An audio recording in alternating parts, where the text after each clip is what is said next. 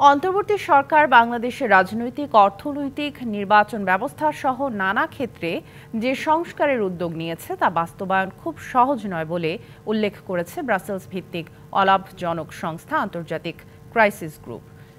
তাদের প্রকাশিত প্রতিবেদনে এসব সংস্কার পরিকল্পনাকে উচ্চাকাঙ্ক্ষী আখ্যা দিয়ে এর চাপ সরকার কতটা সামলাতে পারবে তা নিয়েও বিভিন্ন দিক তুলে ধরা হয়েছে।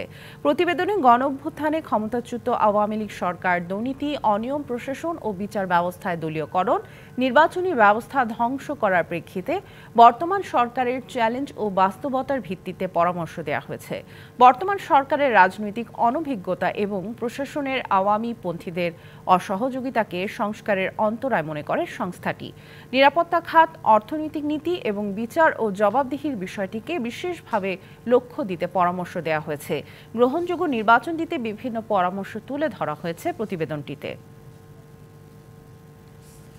নগদের সর্বোচ্চ বার 167 টাকা রিচার্জে পাবেন 1 লাখ টাকা পুরস্কার। আরও আছে প্রতি সপ্তাহে পুরস্কার ও ক্যাশব্যাক।